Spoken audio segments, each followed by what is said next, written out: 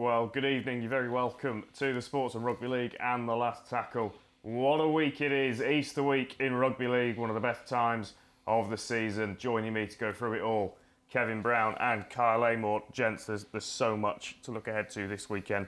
Let's just quickly set the scene with what happened over the weekend. Kev, I'll come to you first with Lee versus Wigan. The Battle of the Borough. Lee had really come into it in good form, had started to really find their feet in Super League, but Wigan just proved a little bit too strong. They did, and the first thing, how good was the crowd? I think it was very close, if not a sellout. So Lee are doing some fantastic things off the field. They've been going all right on the field too, but they just came up against Wigan, who that was probably the best they've played all year. And I think the little glimpses we saw of Field, I know he's injured, but Field was class. And then French at fullback, he just seems to have got even better in that position. So I think if it wasn't for them two, it would have been even closer, much closer, and Lee potentially got the win, but they just had too much class on the day, Wigan. And then Friday, more woes for Leeds. Really hot and cold this season. They went down to Hull KR. Carl, inconsistency, kind of the tail of the tape for the first 7 weeks of the season for Leeds. Yeah, for sure. We saw that the weekend before, they done a number on Catalans in that second half, didn't they? But even that game was two sort of halves within a game. The first half they were well beaten to the punch in every department by Catalans. The second half they managed to get it right and managed to get a good win. They've gone over to Hull KR and it was awful conditions, wasn't it? Jordan Abdul's boot probably proved to be the main difference between the two sides. But once again, Leeds Rhinos fans come away scratching their head really as to where they're going in terms of form at the minute. Very up and down. We expected so much from Leeds, Kev, because of what they did at the back end of last season. We've seen glimpses of that kind of form of performances, but they're really struggling to put it together for 80 minutes and then week on week. Yeah, really inconsistent, and I think the fact that Cruz leaving's gone, I don't think it's helped short term. I think, Jared O'Connor's, playing a big role there now, and he's still learning and learning that trade at 9. And yeah, the difference was Jordan Abdul. His kicking game, I think, he kicked 2 out on the field of play for tries, and then 1 off straight from the half time. So I heard Rowan after the game, he was sort of saying the bounce of the ball, but you make your own luck, don't you? You've got to get round the ball, and you can't rely on that bounce of the ball. That's the thing. But conditions were horrific. 100%. Jordan Abdul's kicks, Alfred's and Hooley, they just, at times there was no communication between them, and like Kev said there, Rowan Smith might mention the bounce of the ball, but you've got to be able to either deal with them kicks or put numbers in and around them. And look, I ain't sitting here for 1 minute saying I'd be able to deal with them kicks, you know what I mean? But you've got to, the big part of when you play Hull KR is you talk up the threat, and the biggest threat at the moment is that boot of Jordan Abdul. And even more so when the wind's coming sideways and the rain's coming down in buckets, you've just got to scramble back and actually anticipate that. Yeah. Undoubtedly the story of the season so far. Warrington Wolves 7 from 7. Kev, I didn't think they'd be as bad as they were last season. I don't think I ever saw them in a position of being 7 from 7. No, I actually think in a weird way last year was a good thing. I think you have to, if you really want change, you have to change quite a lot. And because of, they were so poor last year, they've stripped everything back. They had, they even went harder in the recruitment, and they were changing everything. And they, I think even the coach has changed his style, and they just look happy. I think the biggest change is that's as close as I've seen Warrington as a group for a long, long time. And the way they're playing now, that they've got the pack that can go through the middle, but then George Williams is in career best form. I think he's got some, able lads around him now, Matt Duffy and the pace of Matty Ashton on the wings. So it just looks like a very balanced, well-oiled machine at the minute. You were around around that group obviously last year. Are you seeing? Does this look familiar to you? Could you see the ingredients there last year, and are you that surprised? No, I'm not. I'm not surprised. 7 from 7's probably has surprised me. That's a terrific start. I think it's their best ever start, or has equalled the best ever start to a Super League season. So Warrington Wolves fans, of course, will be delighted with that. Look, there's no doubt about it. Kev mentioned there, the outside backs that they had last year are all quality players. They just needed something to play off. And, that pack... They did the best, Kyle. But they've gone huge, haven't they? Look, the fact that they brought a 35-year-old in, towards the end part of the season, and pretty much tells you where the club are at that point, and what they have done though is they've brought in a huge pack. Sam Cassiano, Josh Maguire, who will feature of course this weekend, Paul Vaughan as well. He's been probably player of the season, hasn't he? Even Thomas McHaley, he's looked a completely different Sam player. Cassiano, they're great, but I think you've got to give a massive rap to Darryl Powell. Yeah, he was under huge. awful amount of pressure last year. Coming into the season, people are saying he needs a good start. Well, fair play to him. Whatever he's done in that off-season, he's galvanised that group. And I just think as well, watching them, they just look full of energy, don't they? They're, as soon as there's a quick ruck, both sides of the field are just flattening up and playing. And for me, there's massive good signs there. They are the form team of the competition at the minute, without doubt. I don't see anybody else who's playing at an intensity, at a pace that they're doing at the minute. And fair play to them. And of course, when you've got one of the best halfbacks in the world playing off the back of that, it makes it incredibly difficult to stop. We'll talk more about Warrington a bit later on in the show because they are involved in what should be an absolute cracker this weekend. Let's just recap on the rest of this weekend. The games that we've spoken about, of course, and then St Helens coming out on top against Wakefield. I don't want to kind of relegate Wakefield now, Kev, but if it's going to happen for them, you already feel like it's got to happen pretty quickly, the changes. Yeah, and the changes have got to be their attack. It's as poor attack as I've seen in the Super League. I think that's the third game they've not scored a point. It's just unheard of. And then there's other games where they've scraped a try through a kick. So if defensively, that's normally the biggest area of weakness if the bottom sides. But their attack, if they can get that right, it gives them a chance, doesn't it? It gives them a chance because defensively they've got some spirit. They're trying for the coach, they're trying for the badge, but they've not got enough ideas and creativity. Just on that defence though, they are conceding still far too many tries. There's been 30s and 40s, most weeks, haven't they? And it's something that's been circulating is now Kalepi Tangano is Warrington and Wolves are sniffing around him, and obviously with the transfer that went over with Will Dagger coming that way, and you just see there's worrying signs, isn't there? Really, that's what I'm trying to say. And then Salford Huddersfield, Huddersfield getting on top at the AJ Bella. That one always interesting when those two teams come together because there's so much crossover. But Huddersfield, Kev, just starting to kind of get the wheels turning. We knew they'd be competitive this year. A lot of people tipped them to be at the top. Is this the kind of first warning shot for the rest of the league? I think so. I think it is. I think they've not changed the way they've played. They've just got better personnel in there now.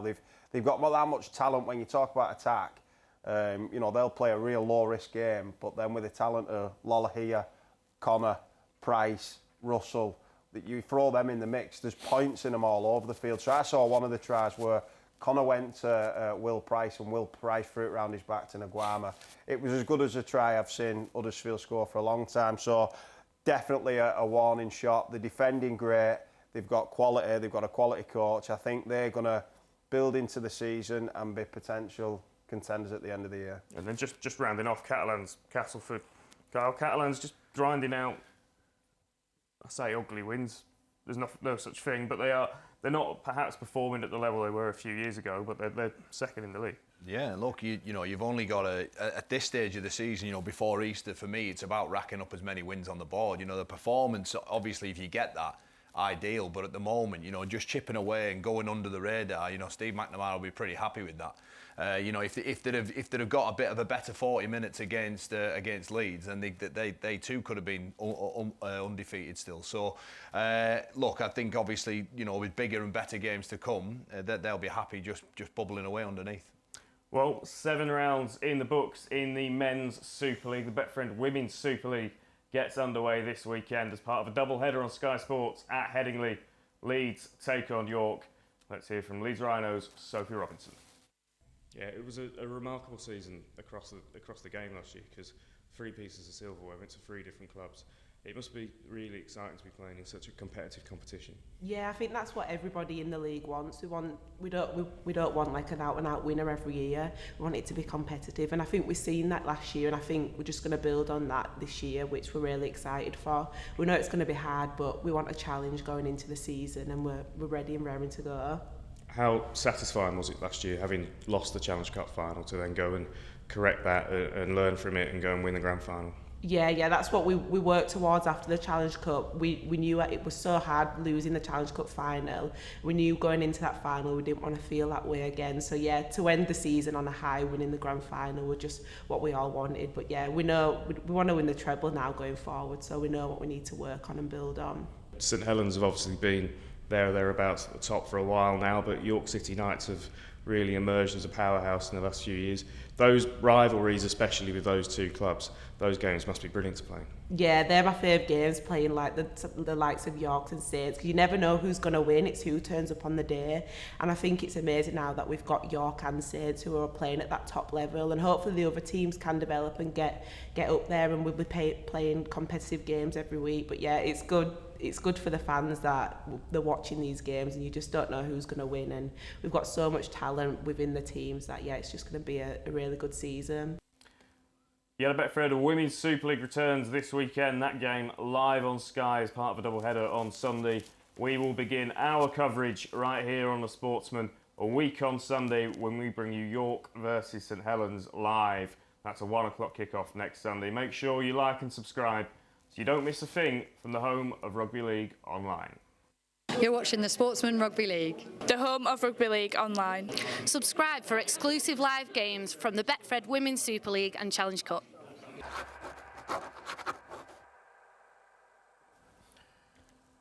Well, let's turn our attention then back to the men's Betfred Super League and perhaps my favourite week of the year, gents, Easter weekend.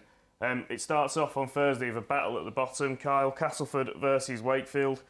If Wakefield are going to get that first win of the season, this will be some game to do it in. Yeah, it certainly will. You know, this could almost be the catalyst for, you know, more results down the line for them. If they can get over the top of the nearest and dearest at their own patch in Castleford, you know, it'll be a huge boost for them. You know, this stage of the season, it's already looking like the battle for the wooden spoon at the moment. Yeah, statistically, Wakefield struggling in these games. Cass have won 9 out of the last 10, Kev. But sometimes when your back's up against the wall, it can galvanise a team, and this would be the perfect game to get a response. Yeah, and I think the pressure is on Cass. I don't think Cass are playing too bad at the minute. I watched the Cass Catalan game, and I think they should have won that game. I think there was a try there was an all try in there, and then Mike McMeekin scores at the end. So they're competitive. They beat Leeds at home.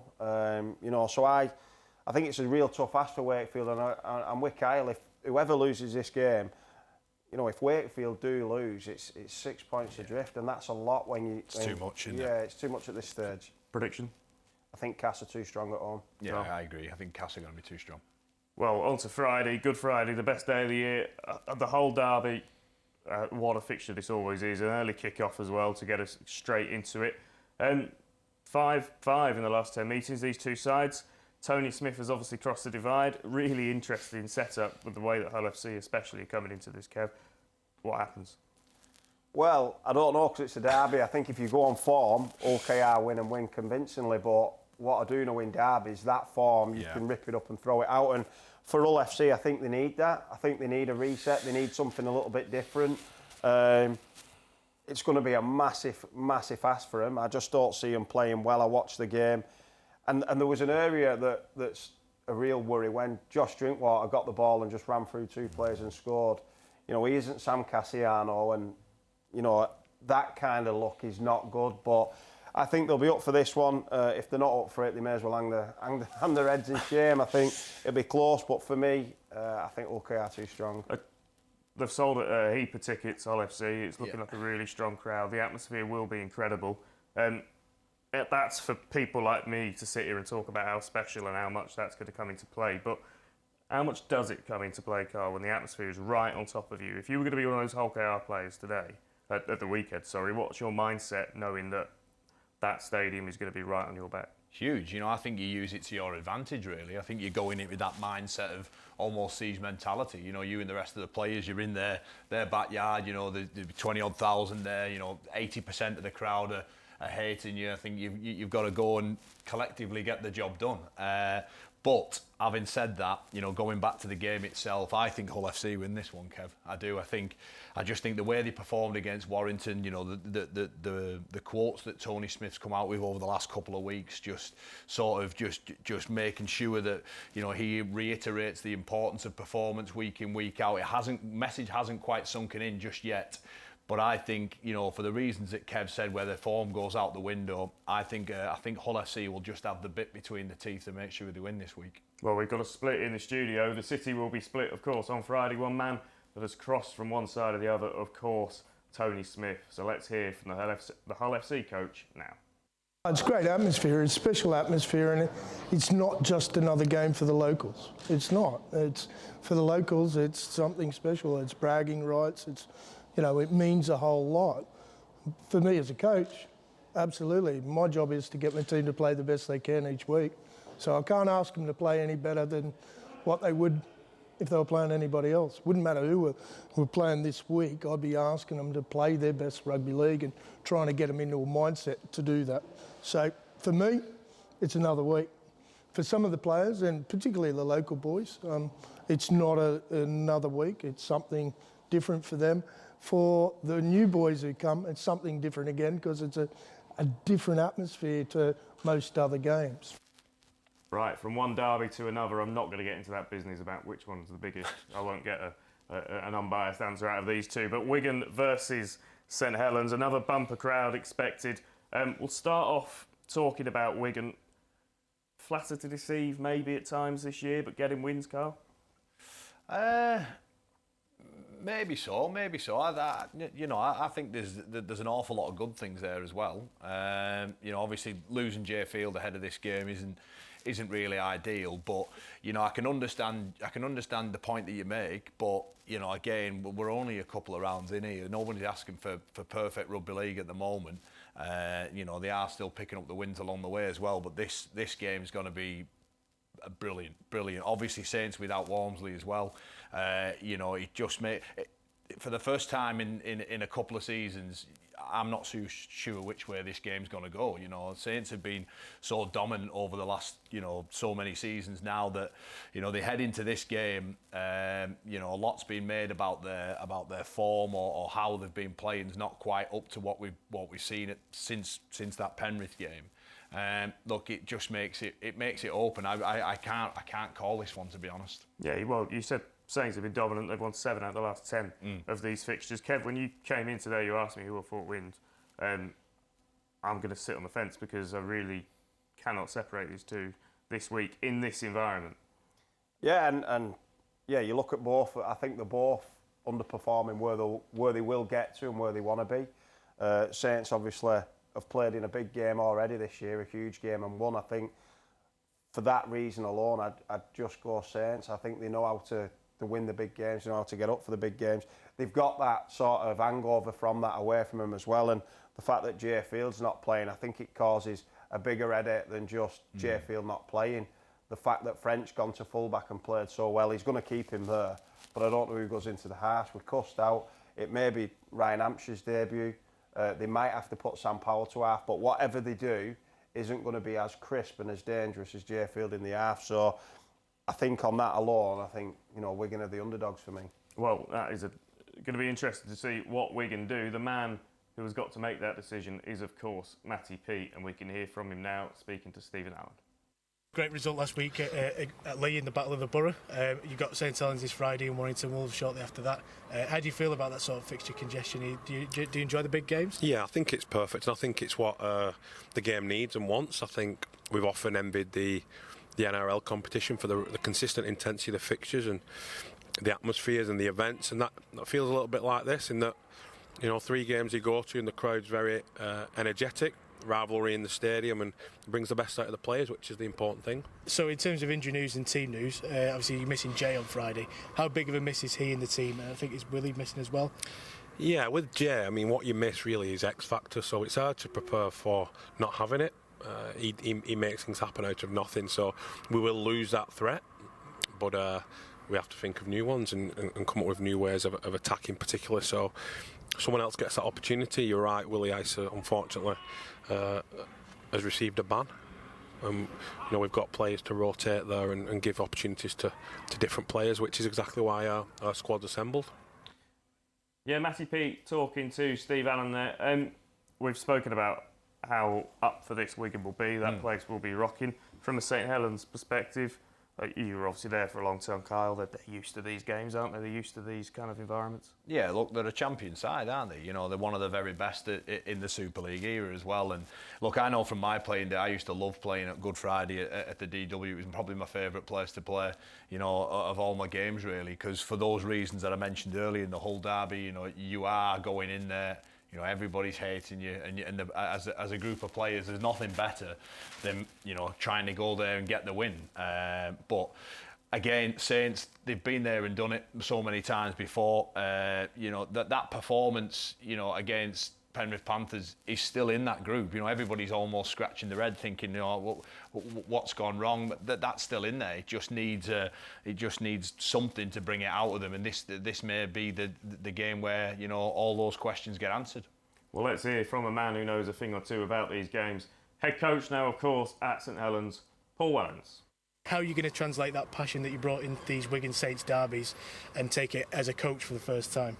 Yeah, well, obviously, I'm very passionate about the team performing well, but in particular in these types of games. And what I do know is that I've got a playing group who share that passion. You know, particularly the lads who have grew up in the town, they know what it means. But you know, the likes of the overseas guys and those players who didn't grow up around this rivalry quickly understand what it does mean to the people of the town. So, you know, we're really looking forward to the challenge ahead on Friday. Obviously, a bit of injury news. Alex Walmsley's set to miss out on Friday. Just how big of a miss is that for the team? Yeah, it's a big miss. Obviously, Alex is a really influential player for us, and obviously picked up a bit of a hamstring strain last week, which we'll probably see him sidelined for, I would say, for 4 to 5 weeks. It's obviously very disappointing, but what this team's success in the last few years has been built on is a team effort, and you know, we haven't won things off the back of any one individual, and I think we showed that last year when we were missing Alex at the back end of the season and still managed to go on and win. Look, we'd rather have him out there, but we adapt, and when we go there on Friday, give our best effort with the strongest 17 that we can pick that's available. You're a game behind everyone else in the league, but you know, you can put down a marker this weekend and maybe go to Warrington in a few weeks' time thinking, you know, if we can get level on points with the game in hand, you can maybe push yourselves for that League Leaders Shield this year. How do you feel about that? Yeah, I mean, we want to continue the momentum that we've picked up on the last few weeks and continue to win games. Look, we won't get too caught up in thinking about the League Leaders Shield and things like that at this moment in time. What we do need to be focused on is getting a good performance on Friday and building some consistency around our game, because I do still feel we've got plenty of improvement in us. Right, gents, I can probably guess, but very quickly, predictions, Kyle? Saints. Interesting. Right, Saturday, Lee Leopards versus Salford. We've obviously seen this game already once this season, Kev. Salford came out on top since then. It's been very topsy-turvy for both sides. Yeah, both sides need a win to keep that pressure on and maintain the form in the playoffs. I think, you know, the return of Andy Ackers is huge for Salford. But it'll be another great game. I think the brand of football that both teams play, it'll be, you know, there'll be points in this game, and the fact that there's been quite a few players play for both sides. Obviously, Sidlow, the captain last year of Lee, is at Salford now, so there'll be a bit of needle in that game, but I think it'll be a great game for the neutrals to watch. Which way it goes, I'm not too sure, because it was a real close game only 5 or 6 weeks ago at the same stadium, so yeah, it's going to be a good game, that one. Carl, what happens? How good is it that all these games we're previewing and we can't really 100% make our minds up on who's going to win them, and this is just another one. You know, Lee, of course, loads of good stuff happening in and around Lee. You know, they are a real, you know, the way they put on the show before the game, you know, lots being made, the crowd numbers are doing really well, and they are more often than not entertaining on the field, which is the most important part. You know, I know they haven't picked up a win, you know, last week for sure, but you know, Salford as well, they're the entertainers with the ball as well, with Brodie Croft and Brealey, and so again, I honestly can't see which. If you want me to say, I think Lee will get the job done. That battle alone, the Arse Croft against Lamb, you know, you'd pay to see that, wouldn't you? Yeah. And then at 5 p.m. Saturday, potentially a tie the realm. It's first versus second, Catalans versus Warrington Wolves, of course. We'll get into the details shortly, but first, let's hear from the man at the helm at Warrington, Darryl Powell. 7 wins out 7 games so far, pretty perfect so far. How have you found this season in terms of challenging? Yeah, well, with what you're saying there, obviously it's been a good start for us. Players have been class. We've been in some tough challenges and come out the other side. So we've had a great start so far. Obviously we've got some pivotal games coming up, and mindful that we need to improve as well.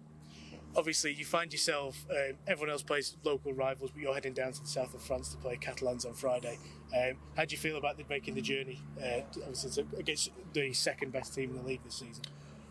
Yeah, well, we have to go there once a year. Some teams have to go there twice, so that's a tough challenge. But yeah, it's just a good opportunity for us to step up. I think we got Catalan, Wigan, Saints in on the spin, and all tough games. Starting with this one, it's you have the travel to make allowances for, but there's no excuses from our point of view. We'll travel on the day, come back on the night. It's perfect really in terms of preparation. We go to a hotel when we get over there. Boys can chill out, and then we crack on and prepare for what we know will be a stiff challenge from Catalan. Can you put down a marker this weekend on Catalans? Oh yeah, well, look, over the next 3 weeks you're going to be playing 3 of the key contenders, and we obviously want to be contenders ourselves, so we've got to prove what we're about over the next 3 weeks. And I think we've done some awesome work over the first 7 weeks. What you've got now is a challenge that is 80 minutes worth of tough rugby league, and you've got to be able to come out the other side of being under pressure, putting the opposition under pressure, being durable, hanging through the tough moments, and being the best of the 2 teams on the field. And they're the challenges that we're ready. I think we're really ready for it, to be honest. Right, Catalans versus Warrington, Kyle. It's got all the makings of a proper heavyweight clash. This. Are we going to really see? Is this not that Warrington haven't been tested this year, because they have, but this is another one up going over there, isn't it? Yeah, the very fact that it is over in Catalan as well normally poses a different threat as well.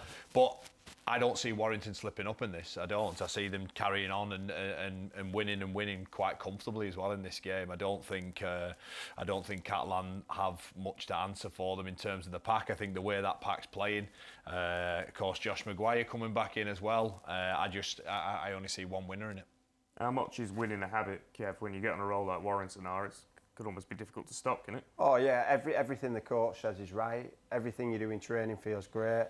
Everyone's best mates. It's winning's an habit and losing's an habit, and there'll be no crisis meetings. Everything will be about detail. The fact that Maguire's back, the fact that Cassiano's back, you add in Philbin and obviously Vaughan, who is the best player in the competition so far. I think Mitchell Pearce will be a massive loss for Catalan if he doesn't play.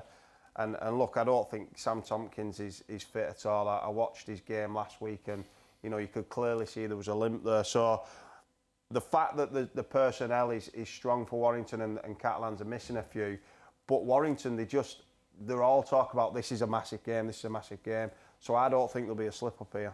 Both back in Warrington then? Yeah. Yep.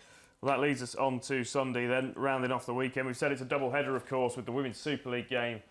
Leeds taking on York beforehand, also on Sky. Leeds versus Huddersfield in the Betfred Super League. We spoke about Huddersfield starting to just fire off a couple of warning shots. Leeds, obviously, we've said, struggled last time out, Kyle.